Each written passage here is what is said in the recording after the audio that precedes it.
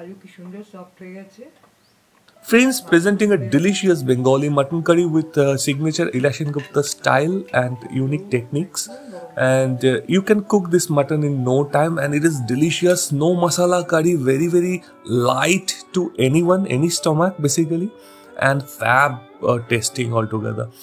Just don't forget to like, share, and subscribe our channel so that we could able to get motivated to post more such recipes. এটা আরেকটা fusion dish.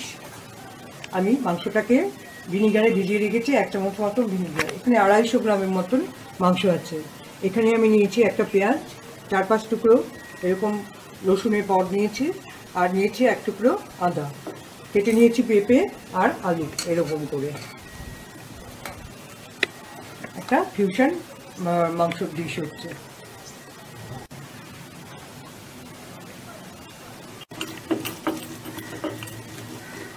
এটা থেকে আমি একটু পরিমাণ পেঁয়াজ আদা রসুন বাটাও এর মধ্যে দিয়ে দিলাম, দিয়ে আমি একে আধ ঘন্টার মতো ম্যারিনেট করছি।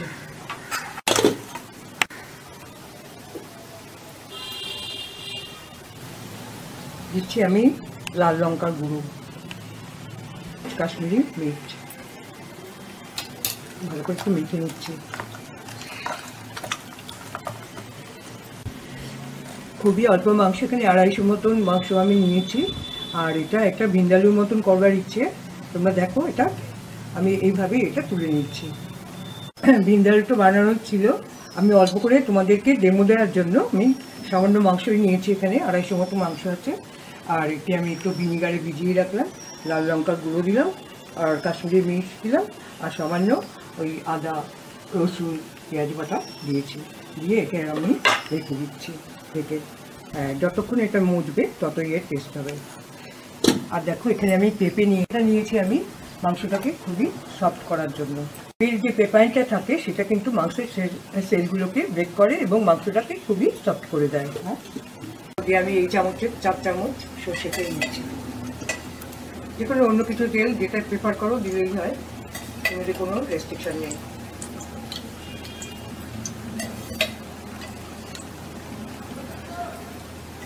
তেল গরম হয়ে গেছে, দিয়ে দিচ্ছি পেঁয়াজ, কুচানো পেঁয়াজগুলো। কুচানো রসুন, এখানে একটার মতো রসুন আছে, গোটা রসুন। একটা গোটা টমেটো কুচানো দিচ্ছি, মাঝারি সাইজের একটা টমেটো।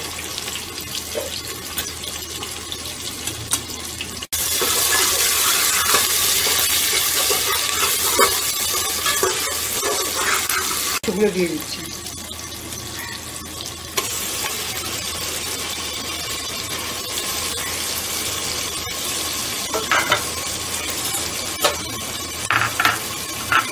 দিচ্ছি বড় চামচের 1 চামচ আদা পেঁয়াজ রসুনের পেস্ট।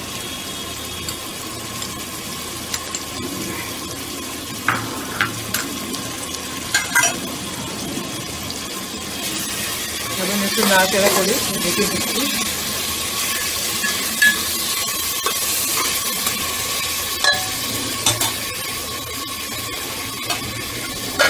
এর মধ্যে এবার আমি পেঁপেগুলো দিয়ে দিলাম।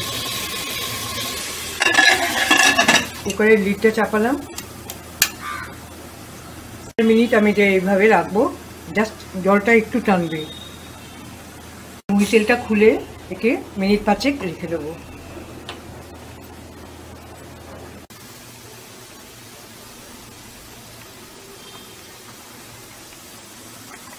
পাঁচ মিনিট হয়ে গেছে, স্টিম বেরোতে শুরু করেছে। আমি এটাকে এবার খুলে নিচ্ছি।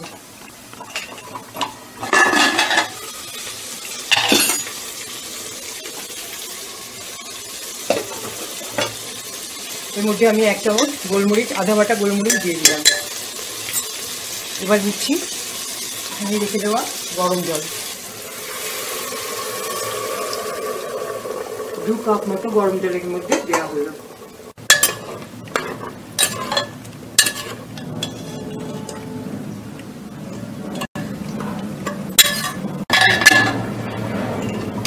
লিডটা দিয়ে দিলাম।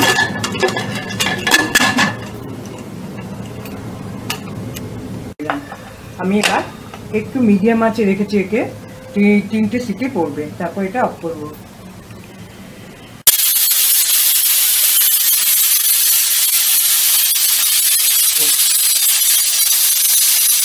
করে যাচ্ছে, আমি এটাকে অফ করে দিলাম। পুরো স্টিমটা রিলিজ হওয়া অবধি আমাকে অপেক্ষা করতে হবে।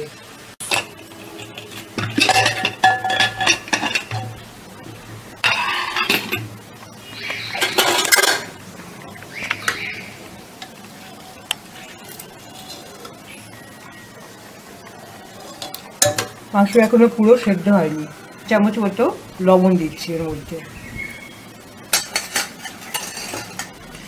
চামচ চিনি দিচ্ছি। এবার আমি আলুগুলো এর মধ্যে দিয়ে দিচ্ছি।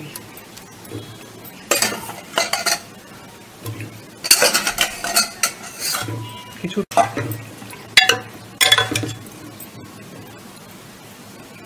আলুটা দিয়ে আমি আবার একটু স্টিমে বসাবো। লোতে থাকবে, স্টিমে অন্তত 10 মিনিট থাকবে।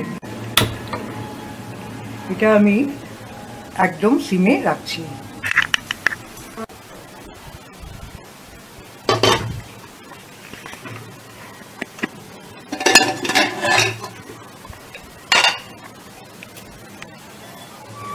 একদম আমার মাংসটা হয়ে গেছে, এবার আমি তুলে নিচ্ছি। আলু কি সুন্দর সফট হয়ে গেছে, মাংসও তুলে রেখেছি।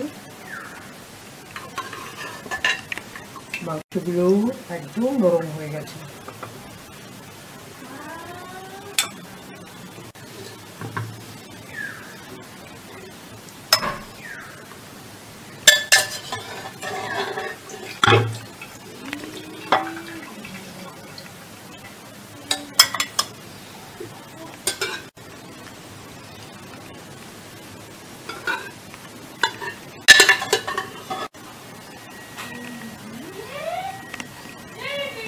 এই দেখো, এই মাংসটার মধ্যে কিন্তু আমি তেজপাতা, গরম মশলা ইত্যাদি কিছুই ব্যবহার করিনি, একদম সিম্পল ওয়েতে রান্না করা এটা।